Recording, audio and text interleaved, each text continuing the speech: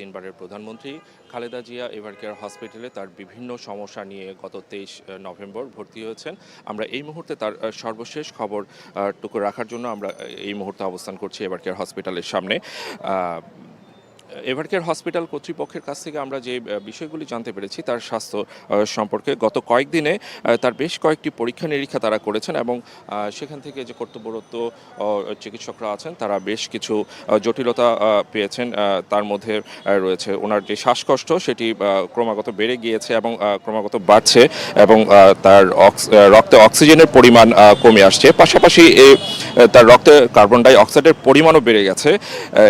এই চিকিৎসার এই সমস্যাগুলো সমাধানের জন্য চিকিৎসকরা আসলে বিভিন্নভাবে বিভিন্ন ধরনের চিকিৎসা তাকে দিয়েছেন এবং চিকিৎসা দেওয়ার পরেও তার অবস্থার যখন উন্নতি হচ্ছিল না তখন তার ফুসফুস এবং তার যে অন্যান্য অর্গানগুলো রয়েছে সেই অর্গানগুলোকে বিশ্রাম দেওয়ার জন্য তাকে আসলে ইলেকট্রিক ভেন্টিলেটরের সাপোর্ট নেওয়া হয় এবং ডক্টররা যে বিষয়গুলো তাদের বিবৃতিতে আমাদেরকে জানিয়েছেন সেখানে বলা হয়েছে তার শরীরে গুরুতর ইনফেকশন ছড়িয়ে পড়েছে এবং এর কারণে তাকে অতি উন্নত মানের অ্যান্টিবায়োটিক এবং অ্যান্টিফাঙ্গাল চিকিৎসা দেওয়া হয়েছে।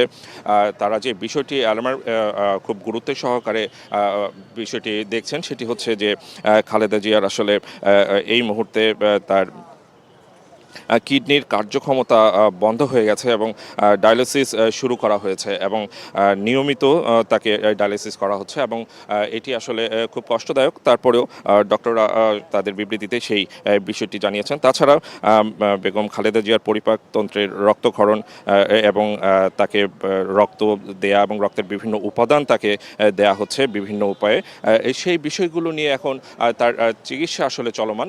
এখানকার যে ডাক্তাররা আছেন তারা বিদেশি যে ডক্টররা আছেন তাদের সঙ্গে আসলে বিষয়গুলো শেয়ার করছেন এবং তার চিকিৎসার জন্য যেভাবে ভালো হয় এবং উন্নত বিশ্বে যে গাইডলাইন আসলে ফলো করা হয় সেই গাইডলাইন ফলো করে আসলে খালেদা জিয়ার চিকিৎসার জন্য তারা ব্যবস্থা নিচ্ছেন এবং তারা চিকিৎসা দিচ্ছেন। ঠিক এই মুহূর্তে তিনি এভারকেয়ার হসপিটালে চিকিৎসাধীন অবস্থায় আছেন। আমাদের কাছে এখন পর্যন্ত খালেদা জিয়ার শেষ সংবাদ এবং তার